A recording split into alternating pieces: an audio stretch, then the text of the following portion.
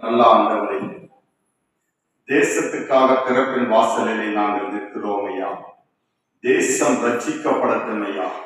விசேஷமாக என் தேவனுக்கென்று காடுகளிலும் மலைகளிலும் துஷ்ட மனுஷர்களுக்கு மத்தியிலும் துஷ்ட மிருகங்களுக்கு மத்தியிலும் ஊழியம் செய்து கொண்டிருக்கிற ஒவ்வொரு ஊழியருடைய குடும்பத்தையும் என் தேவன் நினைவு கூறுகிறார்.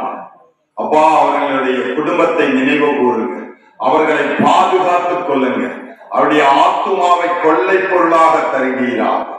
அநேகர் அவர் மூலமாக இயேசுவை அறிந்து கொள்ளுங்கள். இயேசுவின் நாமத்தின் நல்ல பிதாவே, ஆமென். அல்லேலூயா, அல்லேலூயா. இந்த புளித்த மாவு 3 படி மாவையும் அது உப்ப பண்ணும். அப்படி என்றால் நாம் இந்த தேசத்தை கலக்க முடியும். அல்லேலூயா, அல்லேலூயா. அப்படி என்றால் தேவன் இந்த புதிய வருஷத்திலே நமக்கு ஒவ்வொரு ஆண்டும் புதிய ஆண்டாக வந்து கொண்டிருக்கு. பழைய ஆண்டுக்கு போக முடியுமா? முடியாது. பழைய ஆண்டுக்கு போக முடியாது. ஒவ்வொரு புதிய ஆண்டிலும் தேவன் அநேக வாக்குத்தத்தங்களோடு நம்மோடு பேசுகிறார். இந்த புதிய ஆண்டிலே நமக்கு ஒரு அடையாளம் அல்ல, தேவன் நமக்கு ஒவ்வொரு ஆண்டும் அடையாளமாகவும் வாக்குத்தத்தங்களாகவும் அநேக வார்த்தைகளை பேசிக் கொண்டிருந்தாலும் கொடுத்திருந்தாலும் இந்த 2026 ஆண்டிலே அடையாளங்களை நமக்கு காட்டுகிறார். மறைந்திருக்கிற புதை பொருள்களை நமக்கு வெளிப்படுத்துகிறார். வேத வசனங்களை ஆராய்ந்து பார்க்கிற நல்ல அறிவை தருகிறார். யோவான் சுவிசேஷ புஸ்தகம் 10வது அதிகாரம் வாசிங்க. 9வது வார்த்தை வாசிங்க. 10:9 வாசிங்க. 10:9 வாசிங்க.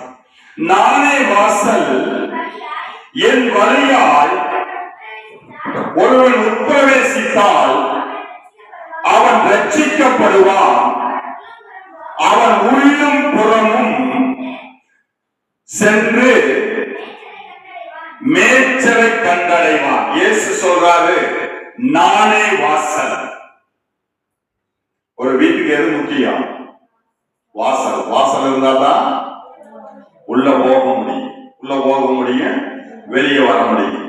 எவ்வளவு பெரிய வீடாக இருந்தாலும் சரி, அல்லது எவ்வளவு சின்ன வீடாக இருந்தாலும் சரி, நடுத்தர வீடாக இருந்தாலும் சரி, கூரை வீடாக இருந்தாலும் சரி, அது மாளிகை வீடாக இருந்தாலும் சரி, அரண்மனையாக இருந்தாலும் சரி, அரசர்கள் ஆளும் மாளிகையாக இருந்தாலும் சரி, அதற்கு வாசல் தேவை. அப்படி என்றால் பரலோகத்துக்கு போவதற்கும் ஒரு வாசல் உண்டு. அந்த வாசல் தான் இயேசு. அதனால் தான் சொல்லுகிறார், நானே வாசல். அப்படி என்றால் இந்த வாசல் இயேசுவாக இருக்கிறார். இந்த வாசல் வழியாக ஒருவன் உட்பிரவேசித்தால் அவன் ரட்சிக்கப்படுவான். இயேசு என்கிற வாசல் நமக்கு இருக்க வேண்டும். அந்த வாசல் வழியாக செல்லுகிறவன் தான் ரட்சிக்கப்படுவான் என்று வேதம் சொல்லுகிறது. அப்படி என்றால் இயேசு சொல்லுகிறார், நானே வாசல். இயேசு சொல்லுகிறார், நானே மெய்யான தேவன். என்னை தவிர உங்களுக்கு வேறு ஒரு தேவர்கள் உண்டாயிருக்க வேண்டாம். வானத்திலாவது பூமியிலாவது நீர்நிலைகளாவது இயற்கையிலாவது நமக்கு வேறு ஒரு தெய்வம் உண்டாயிருக்க கூடாது. இயேசு ஒருவரே தெய்வன். அவர் சொல்லுகிறார், நானே வாசல். யாத்திராக புஸ்தகம் 12ஆம் அதிகாரம் 1-3 வசனத்தை வாசிங்க. கர்த்தர் எகிப்து தேசத்தில் மோசேயும் ஆரோனையும் நோக்கி, இந்த மாதம் உங்களுக்கு பிரதான மாதம், இது உங்களுக்கு வருஷத்தின் முதலாம் மாதமாய் இருக்கிறது. நீங்கள் இஸ்ரவேல் சபையார் யாவரையும் நோக்கி இந்த மாதம் 10ஆம் தேதியில் வீட்டு தலைவர்கள் வீட்டுக்கு ஒரு ஆட்டுக்குட்டியாக ஒவ்வொருவரும் ஒவ்வொரு ஆட்டுக்குட்டியை தெரிந்தெடுக்க கடவர்கள். அல்லேலூயா. வேதம் சொல்லுகிறது, கர்த்தர் எகிப்து தேசத்தில், எங்க மோசே ஆரோன் எங்க இருக்கிறாங்க? எகிப்து தேசத்தில். எகிப்து என்றால் எதை குறிக்கிறது? பாவத்தை குறிக்கிறது. நம்மை பார்த்து கர்த்தர் சொல்லுகிறார், பாவத்தை இருக்கிறவர்களை நோக்கி, இங்க ஆரோனையும் மோசேயையும் நோக்கி கர்த்தர் எகிப்து தேசத்தில் மோசேயும் ஆரோனையும் நோக்கி எகிப்து தேசத்தில் இருக்கும்போது கூப்பிடுறார். அதே போல நாம் பாவத்திலே விழுந்து கிடக்கும் போது இயேசு நம்மை நோக்கி கூப்பிட்டு இந்த சபையிலே நம்மை சேர்த்துக் கொண்டு இருக்கிறார். இங்கே சொல்லப்படுகிறது, இந்த மாதம் உங்களுக்கு பிரதான மாதம். இந்த மாதம் உங்களுக்கு பிரதான மாதம். ஏனென்றால் இது வருஷத்தினுடைய முதல் மாதம். ஆமென். அல்லேலூயா. அல்லேலூயா. கர்த்தர் பேசுகிறார், இந்த மாதம் உங்களுக்கு பிரதான மாதம். ஏனென்றால் இது வருஷத்தினுடைய முதல் மாதம். கர்த்தர் நம்மை ஆசீர்வதிக்க சித்தமாய் இருக்கிறார். ஏனென்றால் வேதம் சொல்லுகிறது, இஸ்ரவேலை ஆசீர்வதிப்பதே தேவனுக்கு பிரியம். மோசே இடத்துல ஆரோன் இடத்துல சொல்றாரு, 2வது மாசம் அல்ல, 3வது மாசம் அல்ல, 9வது மாசம் அல்ல, 12வது மாசம் அல்ல, இது முதலாவது மாதம். வருஷத்தினுடைய முதலாவது மாதத்திலே தேவன் நம்மை கொண்டு வந்து நிறுத்தி இருக்கிறார். 2026ஆம் ஆண்டு இந்த முதலாவது மாதம், இந்த வருஷத்தினுடைய முதலாவது மாதம். வேதம் சொல்லுகிறது, இந்த மாதம் உங்களுக்கு பிரதான மாதம். நமக்கே கர்த்தர் சொல்லுகிறார், நமக்கெல்லாம் இது பிரதான மாதம். அதைத்தான் வேதம் சொல்லுகிறது, இது உங்களுக்கு வருஷத்தின் முதலாய் மாதமாய் இருக்கிறபடியினாலே நீங்கள் இயேசுவை தேடுங்கள், வேத வசனத்தை தேடுங்கள், ஆராய்ந்து பாருங்கள். குறி கேட்கிறது அல்ல, ஜோசியம் பார்க்கிறது அல்ல, மற்ற மனுஷனிடத்திலே ஆலோசனை கேட்பதல்ல. வீட்டு தலைவர்கள் ஒரு ஆட்டுக்குட்டியை தெரிந்தெடுப்பார்களாக. ஆட்டுக்குட்டினா யாரு? நமக்கு இயேசு. ஆட்டுக்குட்டி யாரா யாரு? இயேசு. இயேசுவை இந்த மாதத்திலே நாம் தெரிந்தெடுப்போமானால், இயேசுவை நாம் பிடித்துக் கொள்ளுவோமானால், இயேசுவிடத்திலே நாம் சேருவோமானால், இந்த மாதம் நமக்கு பிரதான மாதம். இந்த மாதம் நமக்கு பிரதான மாதம். ஜோசியம் பார்க்க கூடாது, நாள் பார்க்க கூடாது, நட்சத்திரங்கள் பார்க்க கூடாது, வாஸ்து பார்க்க கூடாது. அடுத்தது குறி கேட்க கூடாது. இது எல்லாம் இல்லாதபடிக்கு இயேசுவை தேர்ந்தெடுப்போமானால் இந்த மாதம் பிரதான மாதம். நான் கிறிஸ்தவனை சொல்லிட்டு எல்லா ஜாதகம் பார்க்கிறது, ஜோசியம் பார்க்கிறது, குறி கேட்கிறது, நாள் பார்க்கிறது, சகுனம் பார்க்கிறது, இது எல்லாம் உள்ள வச்சுட்டு கர்த்தர் என்ன இந்த புதிய வருஷத்திலே ஆசீர்வதிப்பார்னா ஆசீர்வதிப்பாரா? ஆசீர்வதிக்க மாட்டார். அதனால் தான் வேதம் சொல்லுகிறது, 3வது வசனம் சொல்லுகிறது, நீங்கள் இஸ்ரவேல் சபையார் யாவரையும் நோக்கி இந்த மாதம் 10ஆம் தேதியிலே வீட்டு தலைவர்கள் வீட்டுக்கு ஒரு ஆட்டுக்குட்டியாக ஒவ்வொருவரும் ஒவ்வொரு ஆட்டுக்குட்டியை தெரிந்து கொள்ள கடவர்கள். அப்போ ஒவ்வொரு வீட்டுக்கும் இயேசு குடும்பத்தின் தலைவராக இருக்க வேண்டும். இயேசு ஒவ்வொரு குடும்பத்துக்கும் தெய்வமாக இருக்க வேண்டும். இயேசுதான் குடும்பத்தை வழிநடத்த வேண்டும். இயேசுதான் நம்மை ஆள வேண்டும். நம்முடைய சுயம் சாக வேண்டும். நம்முடைய சுய அறிவு, சுயமான புத்தி, சுயமான யோசனை எதுவும் நமக்கு இருக்க கூடாது. ஒரு கிறிஸ்தவனுக்கு மான ரோஷம் இருக்க கூடாது. அப்படி இருந்துதான் கிறிஸ்தவனாக இருக்க முடியாது. அன்பு சகலத்தையும் சகிக்கும், சகலத்தையும் சகிக்கும், எல்லாவற்றையும் சகித்தாக வேண்டும். அதனால்தான் வேதம் சொல்லுகிறது, இஸ்ரவேல் சபையார் யாவரையும் நோக்கி இந்த மாதம் வீட்டு தலைவர்கள் வீட்டுக்கு ஒரு ஆட்டுக்குட்டியாக தெரிந்தெடுக்க கடவர்கள். இந்த வருஷத்திலே முதலாம் மாசத்திலே நாம் இருக்கிறோம். கடந்ததெல்லாம் விட்டுருங்க, எகிப்தில் இருந்ததெல்லாம் விட்டுருங்க. எகிப்து தேசத்திலே கோசன் நாடு எப்பேற்பட்ட நாடு தெரியுமா? எகிப்து தேசம் முழுவதும் ஒரு பெரிய ஒரு செழிப்பான நாடாக இருந்தாலும் அந்த இஸ்ரவேல் தங்கியிருந்த கோசன் தேசம் எப்படிப்பட்ட தேசம் தெரியுமா? ரொம்ப செழிப்பான தேசமா. எகிப்திலேயே ரொம்ப செழிப்பான தேசம். அதனால அவங்க எகிப்து விட்டு வர்றதுக்கு மனசு இல்லை. எகிப்து விட்டு வர்றதுக்கு மனசு இல்லை, அநேகருக்கு மனசு இல்லை. நாங்க இந்த அடிமைத்தனத்திலேயே இருந்துடுறோம் அப்படிங்கிறாங்க. அதனால்தான் இந்த வருடத்திலே அநேகருக்கு பாவத்தில் இருந்து வெளிவர மனதில்லை. அந்த பாவம் அவர்களை வாட்டுகிறது, அவர்களை மகிழ்விக்கிறது, பாவத்துக்குள்ளாக இழுக்கிறது. இடையில சொல்றாங்க மோசையை பார்த்து, நாங்க வெள்ளரிக்காயும் கொமட்டைக்காயில நல்லா சாப்பிட்டு இருந்தோமே, எங்களை வழியில் கொண்டாந்து சாவரக்காய் கொண்டு வந்து நிறுத்தின அப்படி. நாங்க பாவத்துல நல்லா வாழ்ந்துட்டு இருந்தோமே, விபச்சாரத்துல முழுகி இருந்தோமே, வேசித்தனத்துல முழுகி இருந்தோமே, நல்ல பாவத்துல சம்பாதிச்சுமே, நல்ல லஞ்சம் வாங்கணுமே, நல்ல அரசாங்கத்துக்கு தெரியாம சம்பாதிச்சு வச்சு வரி கட்டாம பணத்தை ஒழிச்சு வச்சு நல்லா சாப்பிட்டமே, எங்களை கொண்டு வந்து சபையில உட்கார வச்சுட்டு நீ வரிய கட்டு, முதலாவது வரிய கட்டிட்டு வந்து காணிக்க ஓடுனா எப்படி நான் சபைக்கு வருவேன்? எப்படி சபைக்கு வருவேன்? இயேசு இடத்துல ஒருத்தர் கேட்கிறான், ஐயா நான் ஒண்ணு கேட்கிறேன், நீங்க அதுக்கு பதில் சொல்லுங்க அப்படின்னு.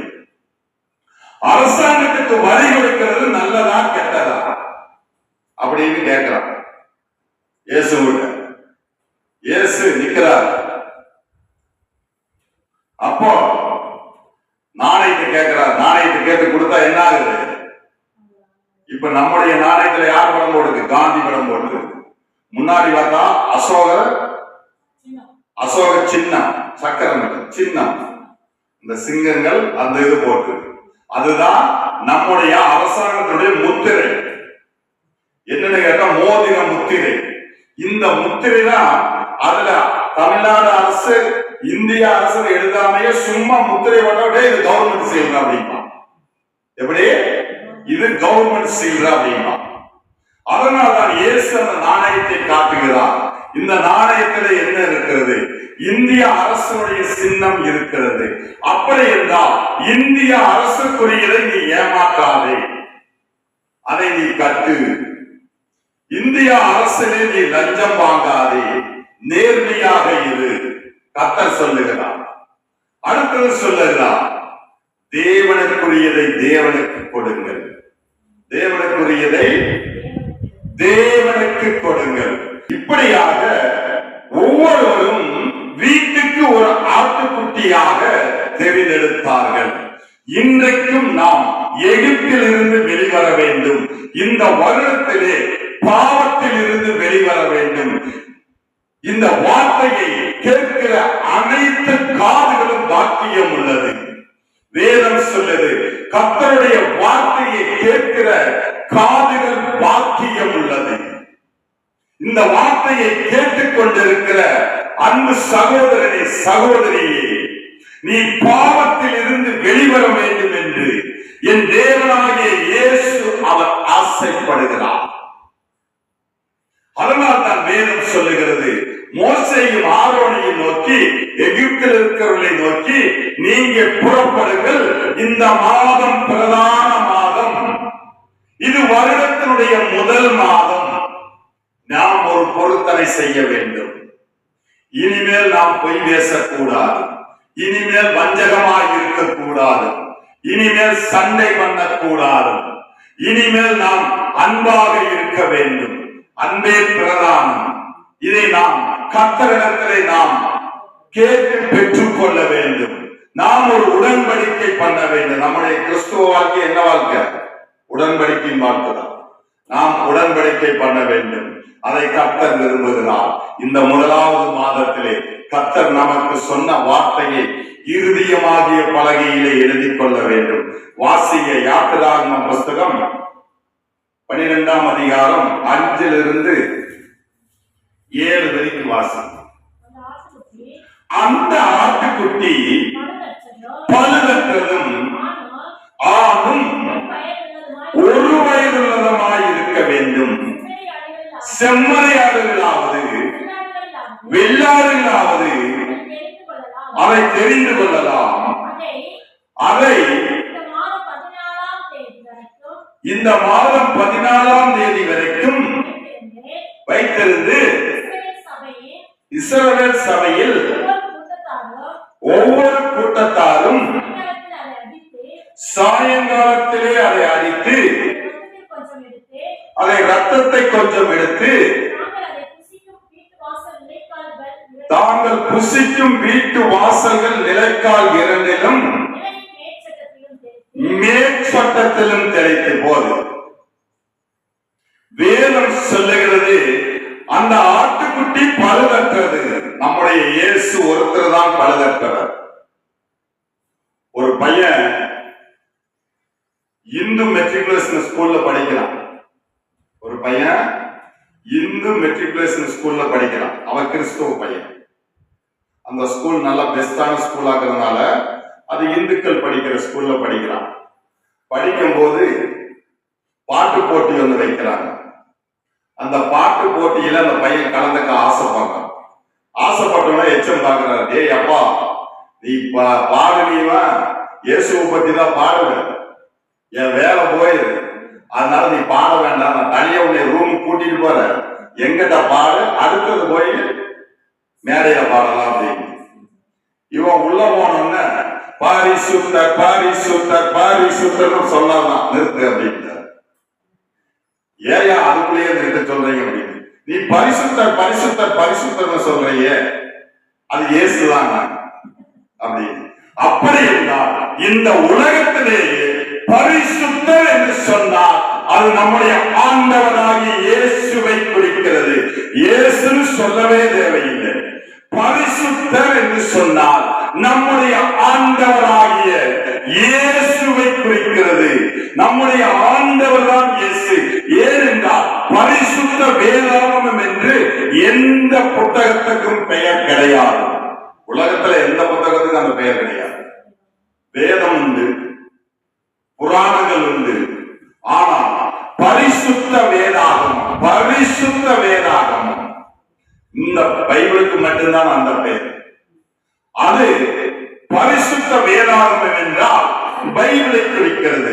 பரிசுத்தர் என்றால் இயேசுவை குறிக்கிறது.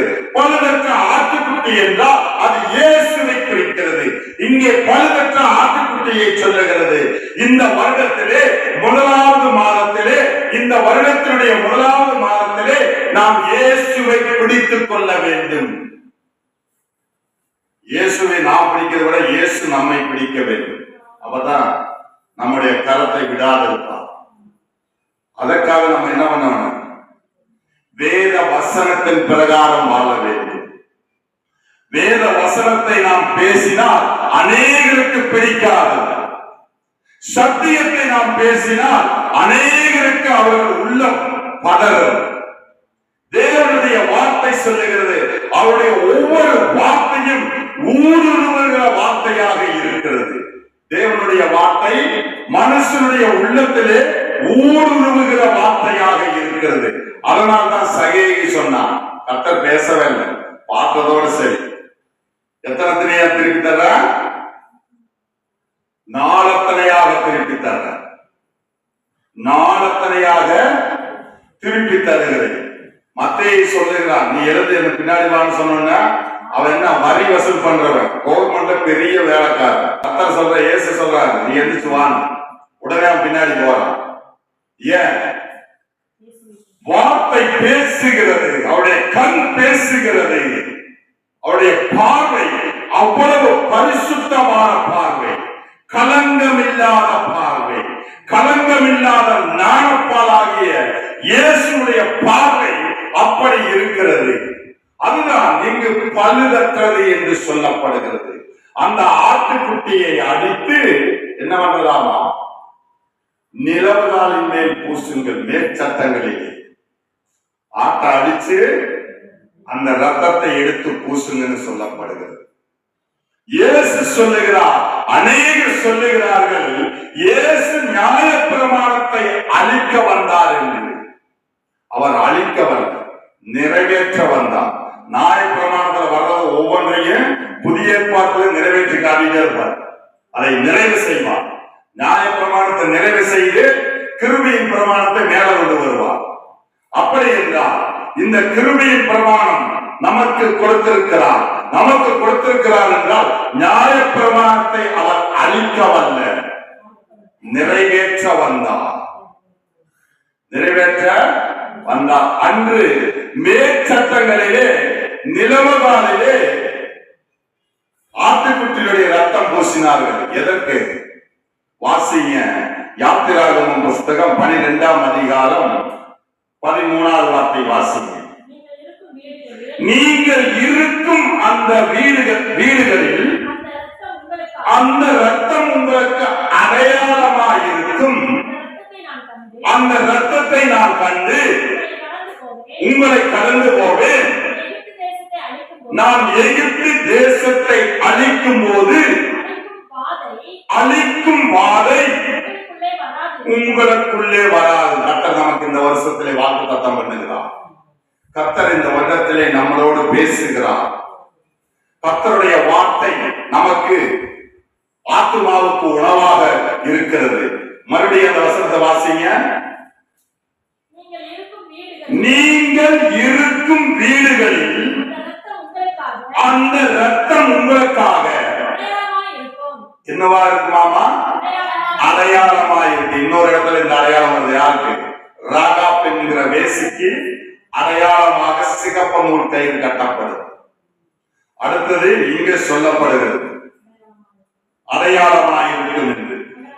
அந்த ரத்தத்தை நான் கண்டு உங்களை கடந்து போவேன்.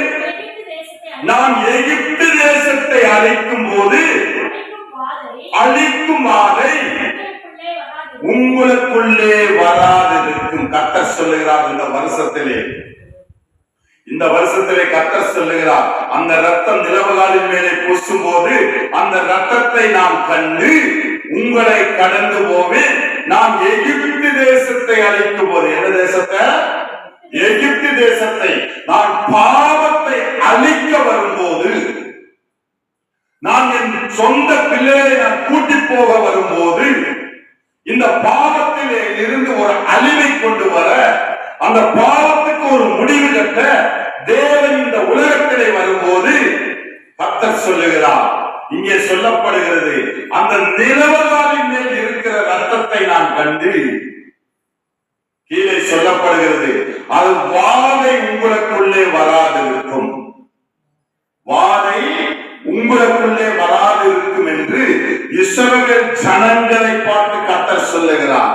யூத ஜனங்களை பார்த்து கர்த்தர் சொல்லுகிறார், நீங்கள் பழுதற்ற ஒரு ஆட்டுக்குட்டியை அடித்து அது நிலவுகாலினுடைய மேற்கட்டத்திலே பூசும் போது, சங்கார தூதன் பாவத்தை அழிக்க வரும்போது உங்களை பாதுகாக்கும்படியாக, உங்களை காப்பாற்றிக் கொள்ளும்படியாக அந்த ரத்தம் உங்களை பாதுகாக்கும்.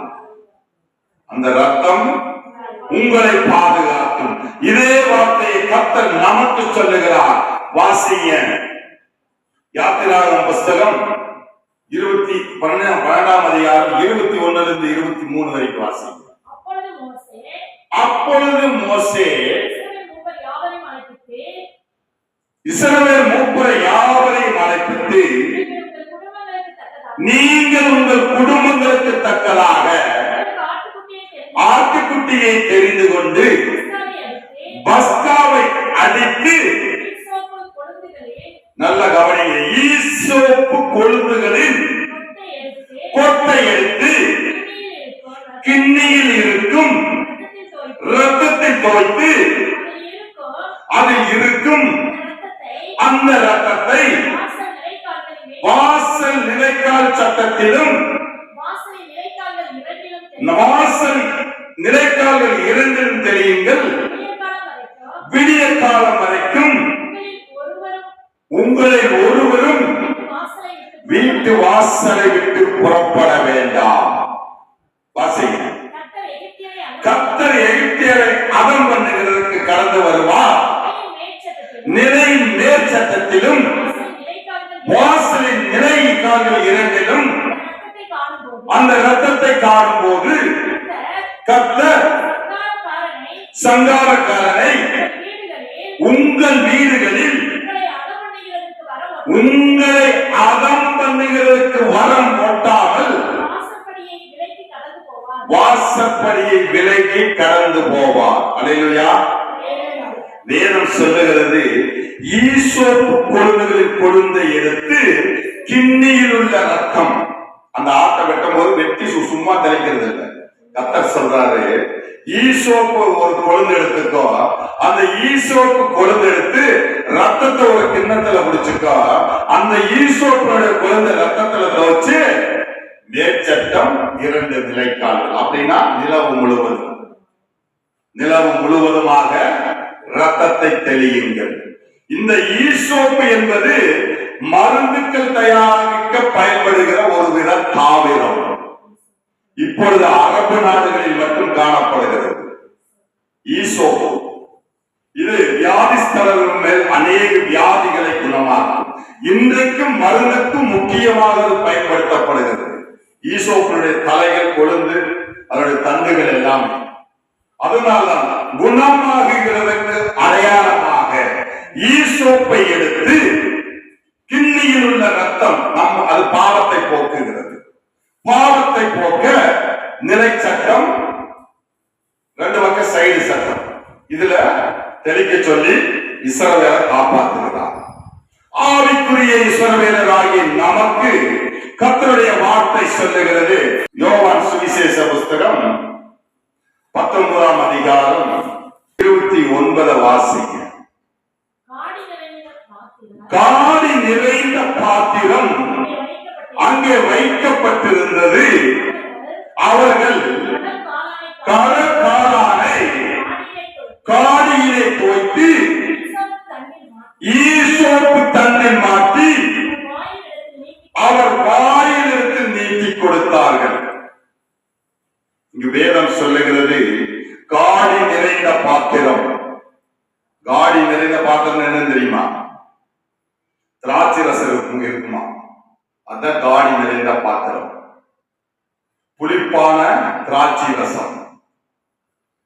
நீதிமொழி அதிகாரம் சொல்லுகிறது, மடிந்து போகிறவனுக்கு மதுபானத்தை கொடுங்கள், அப்பொழுது அவன் குறைவை மறந்திருப்பான். இங்க எதுக்கு இயேசுவுக்கு கொடுக்கிறான்னு தெரியுமா? இந்த புளிக்கிற காடி நிறைந்த பாத்திரம் என்றால் புளிப்புள்ள திராட்சை ரசம் உள்ள பாத்திரமா? புளிப்புள்ள திராட்சை ரசம். அதை இயேசுவுக்கு கொடுத்தா அதை குடிச்சு அவர் அப்படியே மயங்கிடுவார். அந்த வழியெல்லாம் தெரியாம செத்து போயிடுவார். அதுக்காகத்தான் கொடுக்கிறாங்க. ஆனால் அது தேவனுடைய திட்டம் அல்ல. அதை ஒருவேளை அவர் குடித்திருந்தால் தேவ திட்டம் நிறைவேறாத போயிருக்கும். நமக்காக அவர் வேதம் சொல்லுகிறது, பிதாவே என் ஆவியை உம்முடைய கரத்திலே ஒப்புக் கொடுக்கிறேன். எப்படி? அவரே விருப்பப்பட்டு தன்னுடைய உயிரை கொடுக்கிறார் நமக்காக. அதனால இவனுடைய பிசாசு என்ன பண்றானா, காடி நிறைந்த அந்த பாத்திரத்துல அவன் அதை கொடுக்க புளிப்புள்ள திராட்சை ரசத்தை கொடுத்து மயக்கம் அடைய செய்து இயேசுவை மறிக்க வைக்கலாம் என்று திட்டம் தீட்டுகிறான். இங்கே சொல்லப்படுகிறது, காடி நிறைந்த பாத்திரம் வைக்கப்பட்டிருந்தது. அவர்கள் அந்த கடற்காளானை காடியிலே தோய்த்து ஈசோப்பு தண்டினால் மாட்டி, கடற்காளான் எடுத்து எதுல மாட்டானுங்க? ஈசோப்பு. ஏன் அவங்களை வச்சிருக்கிற ஈட்டிலேயே வச்சு மாட்டி கொடுத்தலாம். எல்லா வீரர்களும் அப்ப என்ன வச்சிருப்பாங்க? ஒவ்வொரு ஈட்டி வச்சிருப்பாங்க, தடி வச்சிருப்பாங்க, கையில கம்பு வச்சிருப்பாங்க. அதுல மாட்டி கொடுக்கலாமல்ல? அப்படி கொடுக்கல. ஏன்? நியாயப்பிரமாணம் நிறைவேறுகிறது. இந்த இடத்துல நியாயப்பிரமாணத்தை இயேசு நிறைவேற்றுகிறார். அங்கு ஈசோப்பினாலே கிண்ணியில் உள்ள ரத்தத்தை தோய்த்தார்கள்.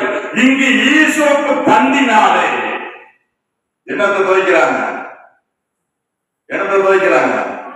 திராட்சை ரசம். திராட்சை ரசம் எது? எதை குறிக்கிறது? திராட்சை ரசம் எதை குறிக்கிறது?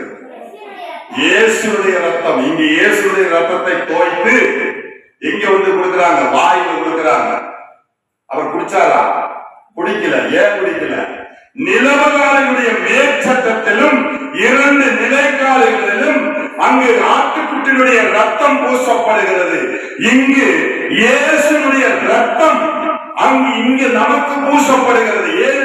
நமது வீடுகளின் நிலைக்காலிலே பூசப்படுகிறது. ஏனென்றால் இயேசு சொல்றார், நானே வாசல், நானே வாசல். அப்ப இயேசு வாசல்னா அந்த வாசல் கால் மேலே இயேசுடைய ரத்தம் பூசப்படுகிறது. எதனால? ஈசோப்பினாலே, கடற்காலானை ஈசோப்பினாலே மாற்றி அதிலே இயேசுடைய திராட்சை ரசத்தை தோய்த்து அந்த காடி நிறைந்த பாத்திரத்தை அவருக்கு குடிக்க கொடுக்கிறார்கள். இயேசு குடிக்கவில்லை. அங்கு பூசப்படுகிறது. இயேசுடைய ரத்தம் பூசப்படுகிறது. இன்றைக்கு நம்முடைய வீட்டிலே நிலைக்கால்களிலே இயேசுடைய ரத்தம் பூசப்பட்டிருக்கிறது. ஏனென்றால் இயேசு சொன்னார், நானே வாசல். அல்லேலூயா, அல்லேலூயா, அல்லேலூயா. அப்படி என்றால் ஒவ்வொரு வசனமும் புதிய ஏற்பாட்டில் நிறைவேற்றப்படுகிறது. வாசிங்க மார்க்கு சுவிசேஷ புஸ்தகம் 15வது அதிகாரம். வாசிங்க 23 வாசிங்க. வெள்ளை போலம் கலந்த திராட்சை ரசத்தை அவருக்கு குடிக்க கொடுத்தார்கள். தெரியுதப்பா? என்ன என்ன என்ன கொடுத்தாங்க? வெள்ளை போலம் கலந்த திராட்சை ரசம். அப்ப காடி நிறைந்ததுல என்ன இருந்தது? திராட்சை ரசம்.